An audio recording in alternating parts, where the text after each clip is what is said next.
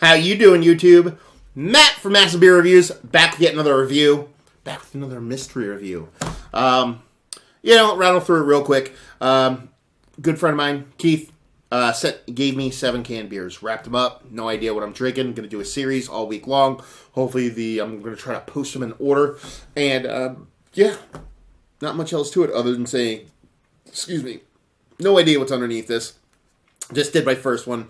Surprised me in a few different ways, but I thought I did okay, so hopefully this one shows and proves. Coming off that one was a darker beer, so, had a couple sips of a couple different lighter beers to try to cleanse my palate, so hopefully that doesn't burn an image on my tongue too much, but no excuses here. Just letting it all hang out. As far as what this one says, it says potion. That's it. Nothing else written on here other than that. So there you go. Let's dive into this. Like I said, I'm doing 3 of these tonight. I was kind of hoping I'd randomly guess them in an order that was not... or that order was from lighter to darkest, and I definitely kicked it off with a pretty damn dark beer. So, yeah. Anyway, so just goes to show you I have no idea what the fuck I'm doing here. Anyway, finger and a half. Nice creamy top to it. Like criminally uniform bubbles throughout this whole thing. And it's got a super muddled kind of haziness to it. So it definitely has that New England IPA kind of vibe going on in there. Just off white head. Nice creaminess. So yeah, it looks like a hazy New England style IPA. Whether it's double, whether it's a single, whether it's not even that, we don't know yet because we have no idea what the fuck we're drinking. So yeah. Let's get a nose in a sucker.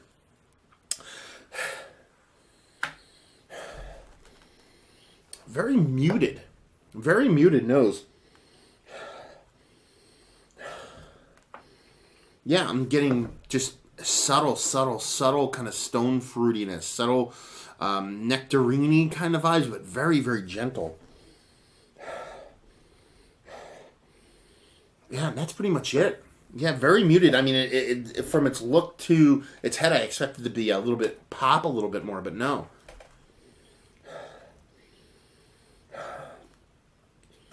But yeah, that's pretty much it. It smells like there's definitely some kind of like oat vibe, wheat vibe kind of going there in the malt base. But other than that, just smells like off the top. I'm guessing this is more of a pale ale, maybe even a super hopped up kind of pilsnery thing going on in here. But yeah, definitely getting just base pale ale vibes off the nose because of how small it is. And that's pretty much it. Yeah, very muted off the look. It just goes to show you, even looks can be deceiving. Expected something a little bit bigger, a little bit more vibrant. So yeah, no idea what's going on yet. So I'm just gonna dive right in and see what's up. Cheers.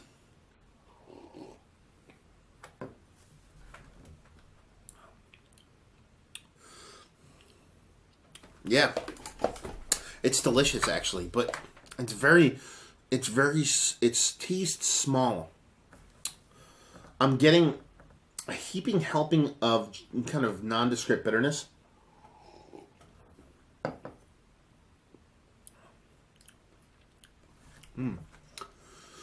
That peach stone fruity thing is there a little bit bigger in the mouth than it was. And I'm getting this, and see, now I don't know if it's that small, because I'm getting a little bit of kind of ethanol kind of vapor in the back end. Definitely getting, like, oat weedy vibes out of this. And there's a danky kind of, I don't want to say oniony, danky, weedy kind of fucking vibe off these hops, too. This tastes like a Threes beer to me. Actually, this tastes like a Threes beer or Magnify beer to me. That's what it tastes like to me. That's just me kind of guessing on this one. So yeah, I'm getting kind of weedy kind of vibes from this. Weedy, smoky, weedy, reefer, weedy. Not super in your face. I'm getting a peach vibes out of this.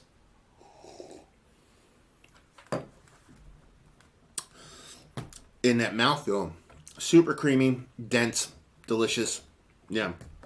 ABV-wise, it's got me kind of confused. I'm going to think this is around the 6.5% range, maybe even creeping towards 7, even though while it drinks smaller, I get that kind of alcohol evaporation on the back end. That kind of, you can kind of feel it. So it makes me think it's a little bigger than what I originally thought it was. And that's pretty much it.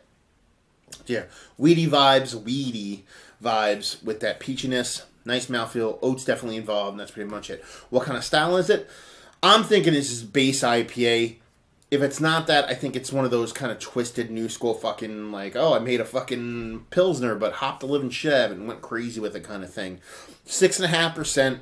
And like I said, I don't know what I'm guessing, but I'm guessing this is a very 3Z. This is a very, I don't know why I'm leaning magnifying this. But anyway, yeah, definitely tastes like your new school kind of, hopped up kind of beery kind of beers going on. So yeah.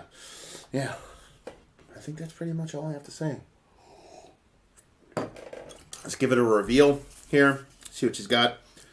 I didn't think this would be as I don't want to say hard, but as nerve-wracking as I thought it would be. I've done blind stuff before, but I think every time I've done blind stuff, I had somebody else with me to kind of bounce stuff off of. So to do it by myself was a little bit kind of, a little naked, I guess you'd say. So let's see what we got here. Get that one layer off here. That kind of weedy kind of thing is kind of leaning me towards a little bit of lending itself towards a little bit of grapefruitiness now. So I'm getting a little bit more grapefruitiness. So let's see what we got here. It's other half Trillium Like Whoa Imperial India Pale Ale. 8% alcohol, so it's totally off in the alcohol. It definitely drank a little bit smaller. A lot smaller than it actually was. It is 10/28/16, so you're looking maybe, almost 2 months old. I don't think that's a big deal because I know how Keith is with his beer, so I'm sure it was cold stored the whole time. But yeah, it's Like Whoa, Trillium Other Half Imperial Indian Pale Ale. Totally missed the Imperial portion of the show. It didn't taste as big as that for me, and with the hops being originally starting off as peachiness, kind of working itself in a little bit of weediness, and then kind of residually just sitting around and doing more of a grapefruity thing. I get it. Like I said, it drinks nowhere towards 8%. The only thing that clued me off to a little bit of higher ABV is kind of the alcohol evaporation on the back end, but it definitely doesn't drink like 8%. So yeah, I'm curious. I can't wait to dive into these on the internet and see what's what and see what is actually in these beers. But yeah, hop-wise, I'm not a hop guesser. Yeah, this is a fun one. This is a fun experiment. It's a fun experience going on so far. So yeah, I went through a stout, now to an Imperial IPA. The last one's probably going to be a super small beer. I kind of working myself backwards, but when you have beers and you don't know what the hell was behind the labels, that's kind of how it works. So let's talk about it. This is one of the better Imperial IPAs I've had as of late. Honestly, it's just kind of missing a calling card factor to it. It's lacking a Like Whoa kind of quality. Is time going to do that to it? I don't know. 2 months. Almost 2 months. Take that for what it's worth. But Other Half knows what the fuck they're doing. Trillium definitely knows what the fuck they're doing. So you expect these guys to knock it out of the park. And while this is really good, it just kind of lacks that oomph that I expect from both of them, especially at 8%. So while it's quite nice, definitely on the outside looking in. Value and availability. I don't know where this came from. I assume it came from Other Half, because their name is first, and it's kind of Other Half label, so it came from their end. So chances are he had to go to the brewer to get it. I assume since it's Trillium and Other Half collab, you had to wait in line for 15 days in order to get it. And then price-wise, who the fuck knows? And just say, if you like what, will you like this? If you like Trillium and Other Half, I know it's kind of too on the nose. If you like, in its current state now, when this is posted, if you like bomb mouthfeels, if you like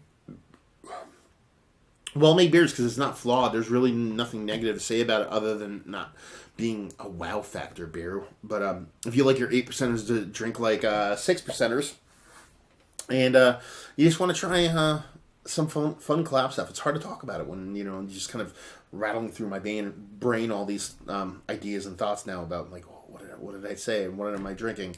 But it's just a fun way to fucking experience this stuff. So yeah, hopefully it doesn't come off too weird. Anyway, if you're into fun beers, let's put it that way, definitely worth giving it a whirl. So there you go, another review in the books. Hopefully you guys enjoyed the review. If you did or you didn't, or somewhere in between, please leave a comment in the comment section below. Like, subscribe, and all that fun stuff.